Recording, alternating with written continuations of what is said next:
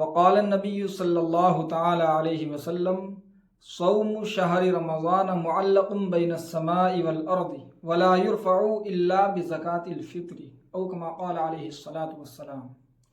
معزز ناظرین کرام، رسول اکرم صلی اللہ تعالی علیہ وسلم نے ارشاد فرمایا کہ رمضان المبارک کے جو روزے مسلمان رکھتا ہے، جو روزے مسلمان رمضان المبارک کے مہینے میں رکھتے ہیں، وہ دراصل آسمان اور زمین کے بیچ میں لٹکے رہتے ہیں، وہ اللہ تک نہیں پہنچتے جب تک کہ صدقۃ الفطر ادا نہ کیا جائے۔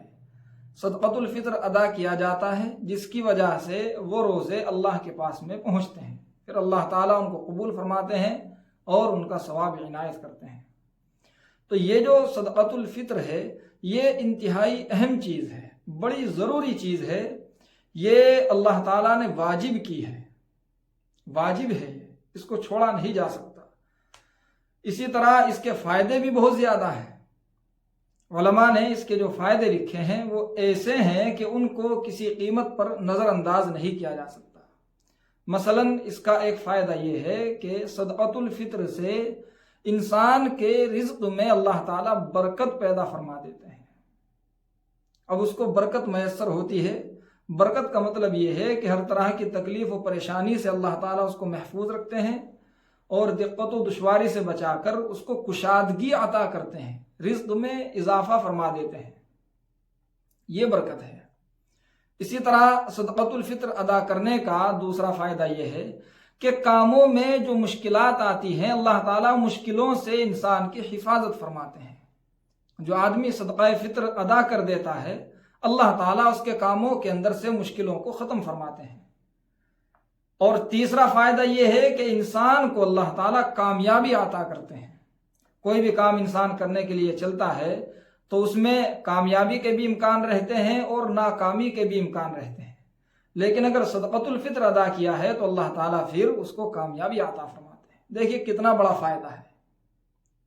اور چوتھا فائدہ اس کا یہ ہے کہ جو انتہائی اہم ہے، بہت بڑا فائدہ ہے، وہ یہ کہ جو آدمی صدقۃ الفطر ادا کرتا ہے، ہر سال اس کا اہتمام کرتا ہے، اللہ تعالیٰ اس کے اوپر سے موت کی سختی کو ختم فرما دیتے ہیں۔ جب اس کا انتقال ہوتا ہے تو اس کو موت کی سختی سے اللہ تعالیٰ محفوظ رکھتے ہیں، اس کے اوپر مشکل حالات نہیں آتے۔ آپ یہ کہہ سکتے ہیں کہ اللہ تعالیٰ حادثات کی موت سے بھی حفاظت فرماتے ہیں، اور سکرات الموت، جو موت کی گرفت ہے، موت کی جو پکڑ ہے، جب روح نکالی جاتی ہے اس وقت میں جو انسان کو تکلیف ہوتی ہے، اللہ تعالیٰ اس تکلیف سے بھی ایسے آدمی کی حفاظت فرماتے ہیں کہ جو صدقۃ الفطر ادا کرتا ہے۔ اور آخری اور ان سب سے بڑا فائدہ جو صدقۃ الفطر کا علماء نے لکھا ہے باقاعدہ، وہ یہ ہے کہ جو آدمی صدقۃ الفطر ادا کرتا ہے اس کو اللہ تعالیٰ قبر کی سختی سے بھی محفوظ رکھتے ہیں۔ قبر ایک بہت بڑا عالم ہے، وہاں کی عمر بہت زیادہ ہے۔ جب تک قیامت نہیں آتی، جب تک انسان عالم قبر میں ہی رہتا ہے، وہاں جو روحیں ہیں ان کو یا تو عذاب ہو رہا ہے یا پھر ان کو راحت پہنچائی جا رہی ہے، اور وہاں عذاب کے امکانات زیادہ ہیں، چونکہ وہاں حساب و کتاب تو مکمل ہوتا نہیں ہے، آدمی کے گناہوں کے اعتبار سے وہاں معاملہ کیا جاتا ہے، لہٰذا اکثر اور عموماً عذاب قبر انسان کو لاحق ہوتا ہے۔ تو اللہ تعالیٰ اس اندھیری کوٹھڑی میں، اس اکیلے مکان میں جہاں کوئی پاسبان نہیں، جہاں کوئی حفاظت کرنے والا نہیں، جہاں کوئی مددگار نہیں، اس جگہ میں اللہ تعالیٰ سختیوں سے اور عذاب سے انسان کی حفاظت فرماتے ہیں صدقۃ الفطر کی وجہ سے۔ یہ صدقۃ الفطر کی بہت بڑی خصوصیت ہے، لہٰذا ہمیں صدقۃ الفطر کا بہت اہتمام کرنا چاہیے۔ یوں تو صدقۃ الفطر انہی لوگوں پر واجب ہوتا ہے کہ جن پر زکوٰۃ واجب ہوا کرتی ہے، یعنی اس کے لیے بھی آدمی کا مالدار ہونا ضروری ہے۔ غریب پر صدقۃ الفطر واجب نہیں ہوتا، اس کو صدقہ فطر نہیں دینا ہے۔ ہاں اس کے لیے ترغیب ہے، وہ دے دے تو بہت اچھا، یہ سارے فائدے اس کو بھی میسر ہوں گے اگر وہ صدقہ فطر ادا کر دے گا۔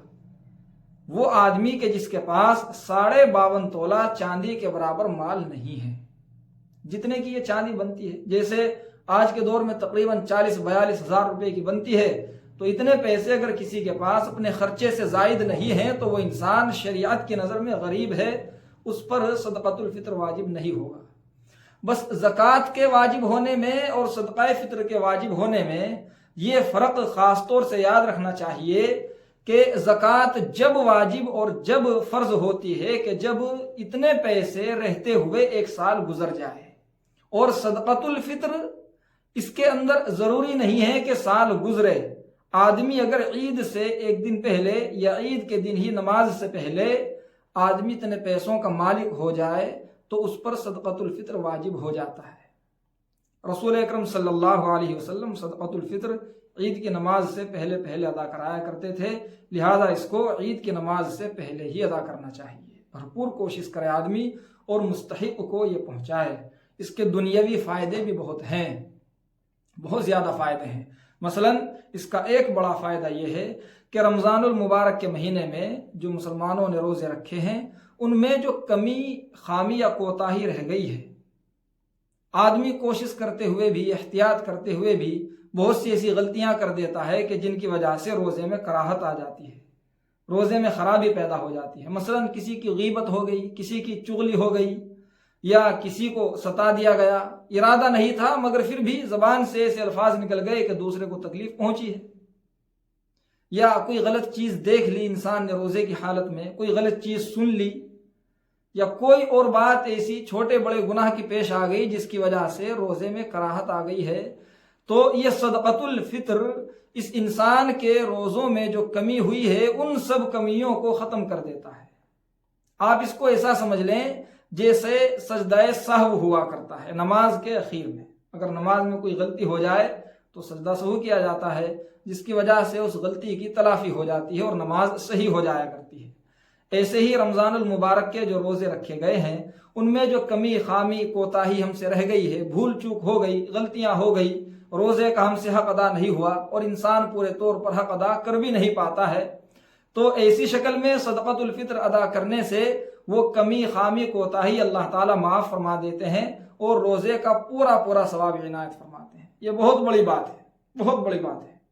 اسی طرح جو غریب لوگ ہیں جن کو صدقۃ الفطر دیا جاتا ہے وہ عید کی خوشیاں منا لیں، مسلمانوں کے ساتھ اپنی حالت کو وہ اچھی بنا کے رہیں۔ ان کو جب صدقۃ الفطر پہنچایا جائے گا تو ان کے پاس میں اسباب مہیا ہوں گے، ان کو فراوانی ملے گی، جس کی وجہ سے وہ عید کی خوشی میں عام مسلمانوں کے ساتھ شریک ہو سکیں گے۔ یہ بڑا فائدہ ہے جو حدیث شریف میں بیان کیا گیا ہے صدقۃ الفطر کا۔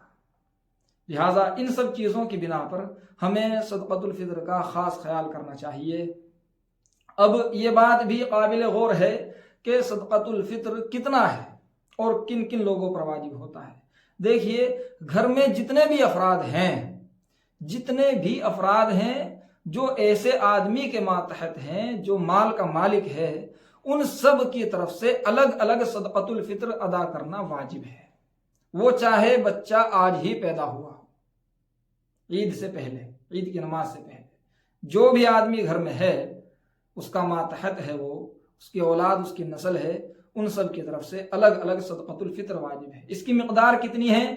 اس کی مقدار، چونکہ ہمارے یہاں عام طور سے گیہوں استعمال کیے جاتے ہیں، ان کا آٹا استعمال کیا جاتا ہے، تو گیہوں اور آٹے کی جو مقدار ہے وہ نصف سا ہے۔ نصف سا کا مطلب 1 کلو 633 گرام، یعنی تقریباً 1.25 کلو۔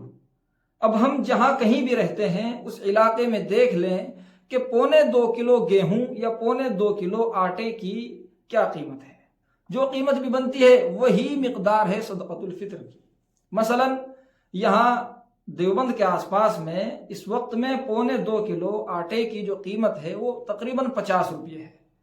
لہٰذا یہاں علماء نے اس بات کو ظاہر کیا ہے کہ صدقۃ الفطر کی مقدار اس سال سن 2023 میں اس سال 50 روپے رہے گی۔ بہت بہتر ہے۔ بلکہ اس میں آپ یہ بھی ذہن میں رکھیے کہ یہ جو نصف سا ہے یہ ایک متعینہ مقدار ہے۔ اگر کوئی آدمی خوش دلی سے 1 سا کی مقدار ادا کرنا چاہے تو صدقۃ الفطر کا 1 سا ادا کرنا اور زیادہ افضلیت کا باعث ہے، یعنی 50 روپے کے بجائے 100 روپے اگر ادا کرے، کیونکہ کھجور اور جو وغیرہ اور کشمش وغیرہ ان کے 1 سا ادا کیے جاتے ہیں، 1 سا۔ تو اسی لیے اگر ہم اپنے گیہوں کا بھی 1 سا ادا کریں گے تو یہ منع نہیں ہے، بلکہ یہ افضلیت کی بات ہے اور زیادہ ثواب کی بات ہے۔ لہٰذا اگر ہم 50 روپے کے بجائے 100 روپے صدقۃ الفطر ادا کر دیں تو یہ اور زیادہ ثواب کی چیز ہے اور غریبوں کو اور زیادہ سہارا ملے گا۔ مگر اگر صرف 50 روپے ادا کرتے ہیں تو بھی صدقۃ الفطر بالکل صحیح ادا ہو جائے گا۔ یہ شریعت کے خلاف نہیں ہے بلکہ شریعت کا عین مسئلہ ہے۔ دیا کس کو جائے گا؟ صدقۃ الفطر غریب، فقیر، مسکین، محتاج، بیوہ، لاچار، انہی کو ہی دیا جائے گا۔ جو مستحق ہیں، جن کو زکوٰۃ دی جا سکتی ہے، ان کو ہی صدقۃ الفطر بھی دیا جا سکتا ہے۔ آپ چاہیں تو آٹا ہی ادا کر دیں 2.25 کلو، یا آپ چاہیں تو پیسے ادا کر دیں، یہ زیادہ بہتر ہے تاکہ وہ اپنی ضروریات کو خود سمجھ کر ان کو پورا کر سکیں، یہ بہت اچھا ہے۔ بہرحال رمضان المبارک کا مہینہ چل رہا ہے اور صدقۃ الفطر کا وقت آ رہا ہے، کیونکہ رمضان گزرتے گزرتے 17 رمضان گزر چکے ہیں اور اب عید قریب آ رہی ہے، تو ان سب چیزوں کا خیال کرنا ہمیں بہت زیادہ ضروری ہے، ان کا اہتمام کرنا چاہیے۔ صدقۃ الفطر کو بہت خوش دلی کے ساتھ، بہت خوشی کے ساتھ اور بڑی فکر کے ساتھ ہمیں ادا کرنا چاہیے۔ اللہ سے دعا کیجئے کہ اللہ تعالی ہمیں عمل کرنے کی توفیق عطا فرمائے۔ وما علینا الا البلاغ۔